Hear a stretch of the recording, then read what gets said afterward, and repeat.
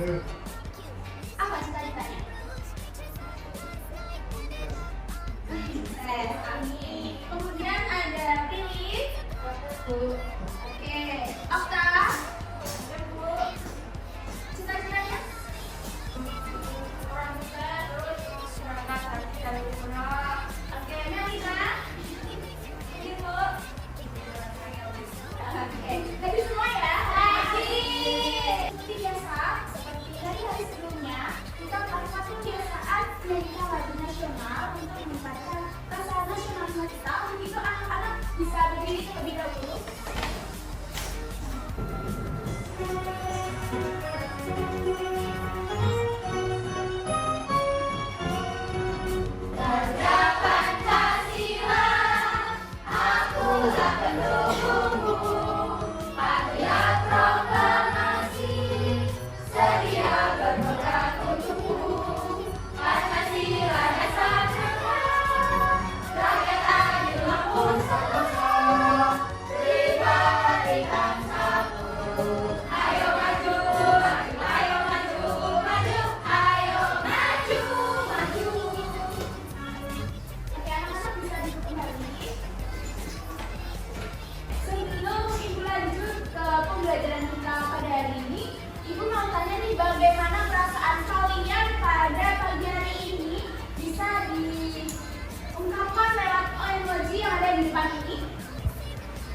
Siapa yang hari ini lagi senang?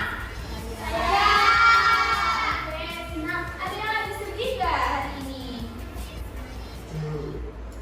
Ayo, siapa yang lagi sedih hari ini? Okta. Okta kenapa sedih? Bingung, Bu. Bingung kenapa? Hari ini apakah ada yang marah? Intan, Bu. Tadi marahin aku, Bu. Intan kenapa marahin Okta? Okta nyebelin, Bu. Tadi yang ngeliat aku, Bu. Nah, Okta yang salah berarti nggak boleh nyalahin Intan ya. Hari ini ada yang ngantuk? Meli. Kenapa ngantuk? Semalam tidur jam berapa? Dia habis nonton bola, Bu. Oke. Tadi ini ada yang senang, ada yang sedih, ada yang marah, ada yang ngantuk, lengkap semua ya. Untuk itu, agar pembelajaran kita lebih semangat, mari kita lakukan tepuk semangat terlebih dahulu ya. Sebelumnya Ibu beri contoh terlebih dahulu. Jika Ibu bilang, mana semangatmu? Ini semangatku. Mana semangatmu? Ini semangatku. Tepuk 1, tepuk 2, siap. Tepuk 3, semangat. Tepuk 4, konsentrasi. Tepuk 5, siap belajar. Oke, kita lakukan bersama-sama ya. Mana semangatmu? Ini semangatku. Mana semangatmu? Ini semangatku.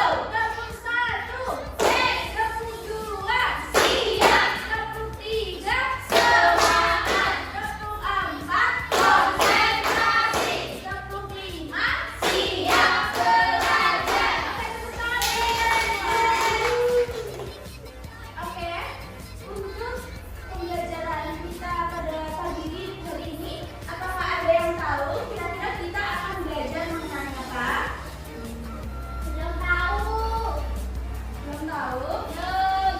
Oke, jadi pembelajaran kita pada pagi ini yaitu mengenai zona sekolah dan arah mata angin. Untuk itu, Ibu mau tanya di sini, kira-kira ada ya enggak yang tersesat ataupun kebingungan saat mau ke sekolah? Sudah tahu jalan ke sekolah semuanya? Oke, kalau kebingungan saat mencari ruangan di sekolah, apakah pernah? Pernah. Kebingungannya kenapa? Salah masuk kelas. Salah masuk kelas. Berarti kalau salah masuk kelas berarti belum tahu tata letak atau letak dari ruangan tersebut ya. Nah, untuk itu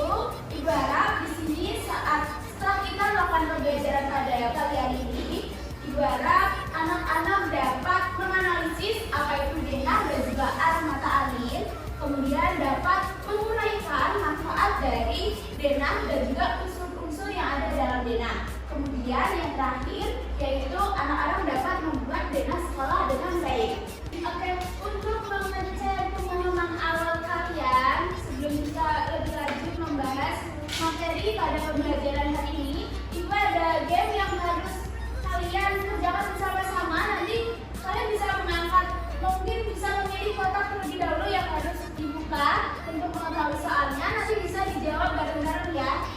Ya. Oke, untuk yang pertama, mau soal yang nomor berapa? Ya. Dan 3 atau 2? 2. Oke, coba. Hal-hal yang harus diperhatikan dalam membuat denah kecuali tema. Kita lihat jawabannya apakah benar. Betul. Benar jawabannya. Mau kotak nomor berapa lagi? Nomor 5. Ada contoh denah sekolah dari SD Mojosari. Koperasi di kantin. Berarti koperasi. Oke, benar. Untuk yang selanjutnya. Oke. Nomor 3. Gambaran yang menunjukkan keadaan suatu tempat atau wilayah. Definisi dari apa? Denah. Dari denah.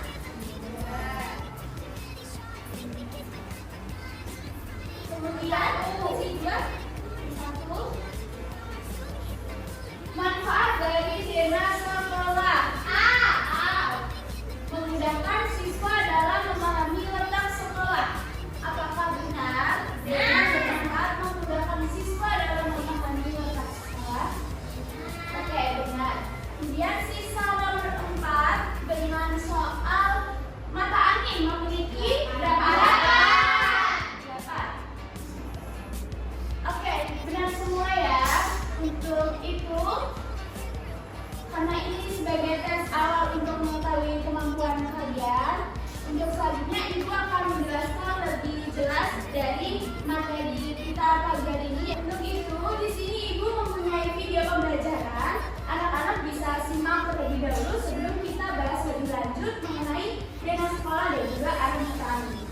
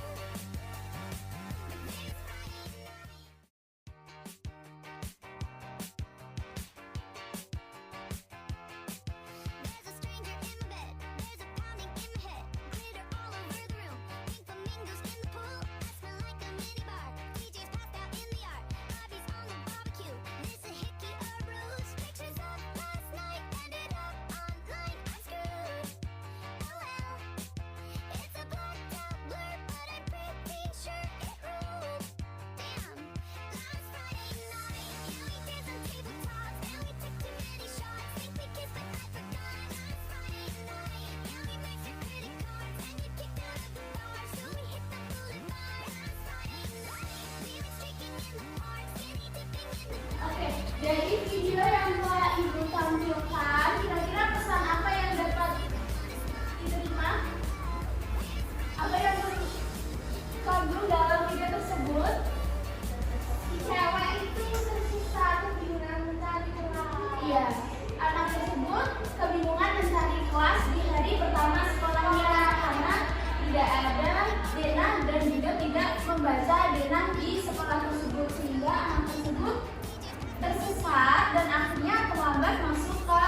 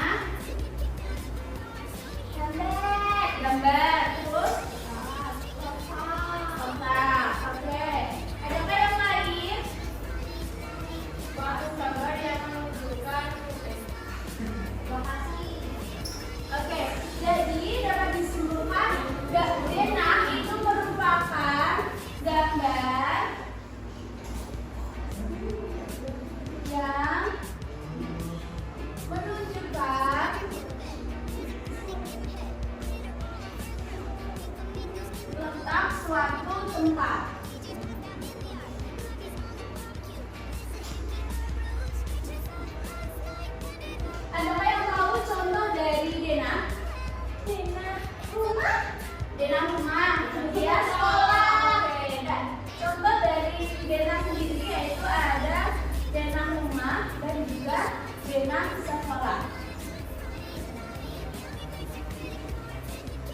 Ukurannya kecil itu nilainya juga kecil. Iya, karena menyesuaikan ruangan yang ada di sekolah tersebut. Jadi biasanya Denanya lebih besar dan juga lebih jelas juga kalau kita mau mencari ruangannya. Kemudian kita telah mengetahui pengertian dari Dena sendiri yaitu gambar yang menunjukkan letak suatu tempat. Berarti tujuannya Dena yaitu untuk mengetahui. Ya, benar sekali. Berarti untuk manfaat dari Dena sendiri yaitu agar tidak tersesat. Kemudian ada lagi akan menuju ke jalan yang benar. Oke.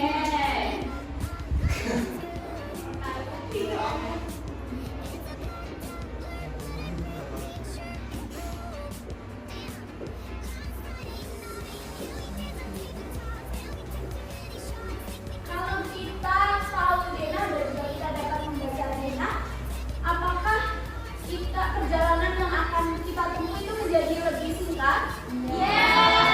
Berarti manfaat dari Dena sendiri yaitu mempercepat perjalanan kita juga.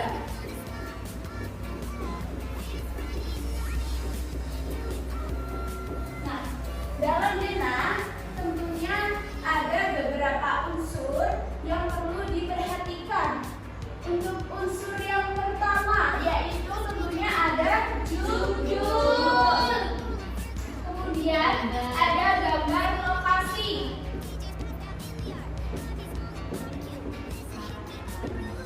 Nah, kemudian yang ketiga yaitu ada arah mata angin. Keempat ada nama-nama jalan. Dan yang terakhir yaitu arah menuju lokasi.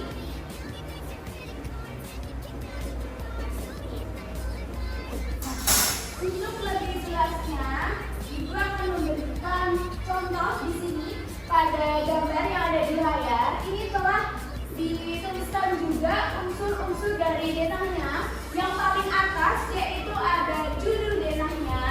Kemudian yang ini berupa gambar lokasinya. Kemudian di sini ada jalanan yang berarti arah menuju lokasi tersebut. Kemudian ada jalan raya berarti nama jalannya. Dan yang ini yaitu ada petunjuk arah mata angin.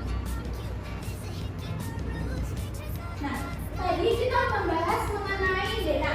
Jadi untuk yang selanjutnya di sini kita bahas mengenai apa itu Dena sekolah sendiri. Yang kalau tadi Dena merupakan gambar yang menunjukkan letak suatu tempat, berarti Dena sekolah yaitu gambar yang menunjukkan lokasi-lokasi penting yang ada di sekolah kita.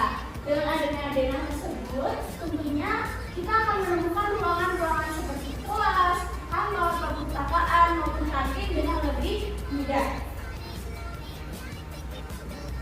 Nah, untuk manfaat dari Dena sekolah sendiri tentunya memudahkan siswa dan juga pengunjung untuk menavigasi sekolah tanpa harus bergantung pada orang lain agar kita tidak terlalu banyak tanya dengan warga sekolah yang lainnya. Kemudian yang kedua yaitu membantu siswa untuk memahami tata letak sekolah itu sendiri. Kemudian yang ketiga membantu staf maupun guru untuk menemukan ruangan dengan lebih cepat. Dan yang terakhir memudahkan perencanaan saat kita mau mengadakan suatu acara di sekolah. Kira-kira tempat yang cocok dan strategis itu di mana?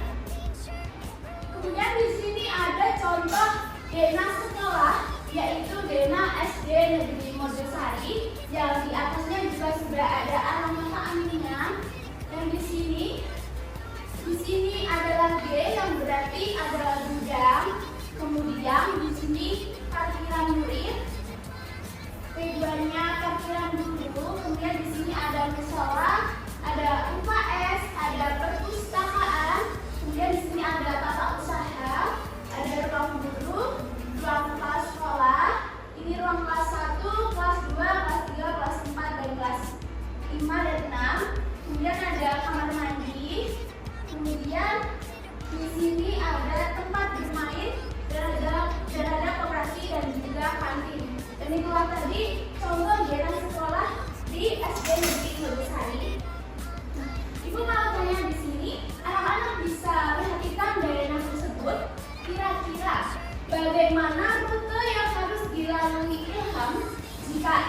kelas 2 untuk bisa sampai ke TU. Dari kelas 2 sampai ke TU kira-kira rute mana yang harus dilewati?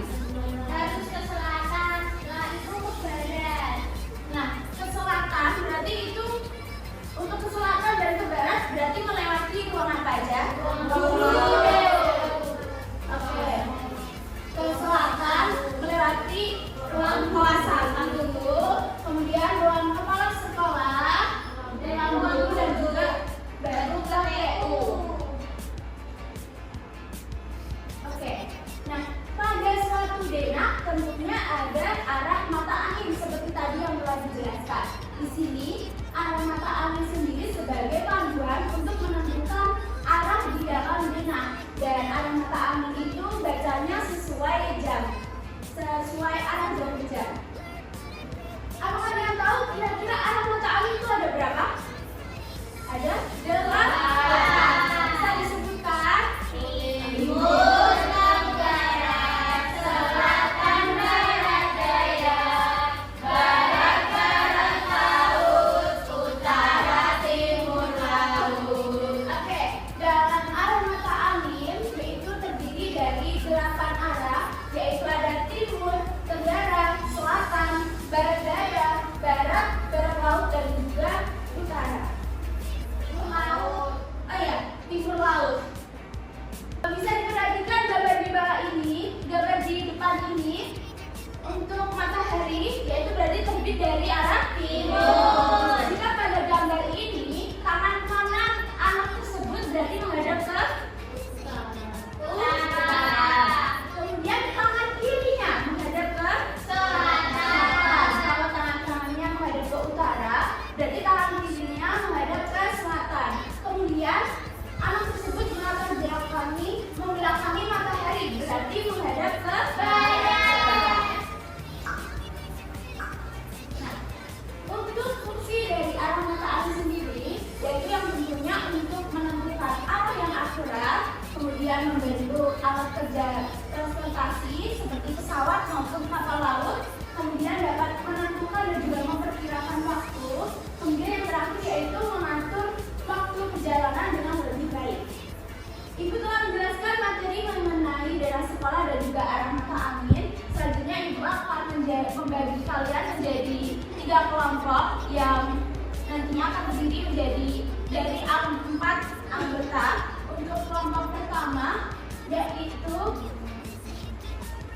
kelompok pertama ada Prilly, Aura, Ica, sama Henis.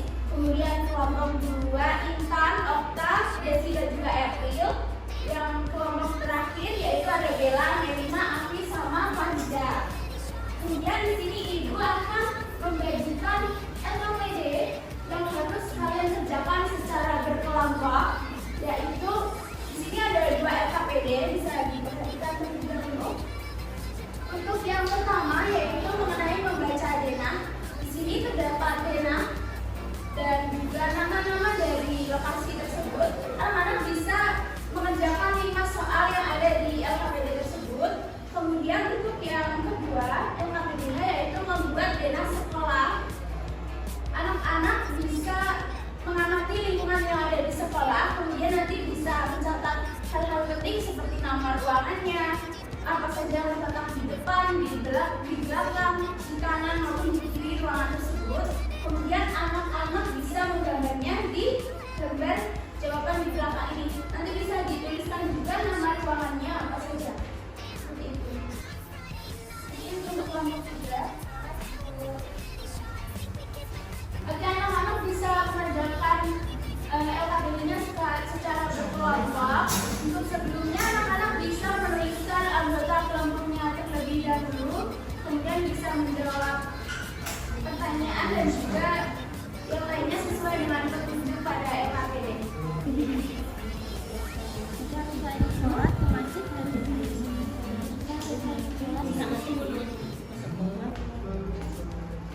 Anak-anak, apakah ada yang dibingungkan mengenai LKPD-nya?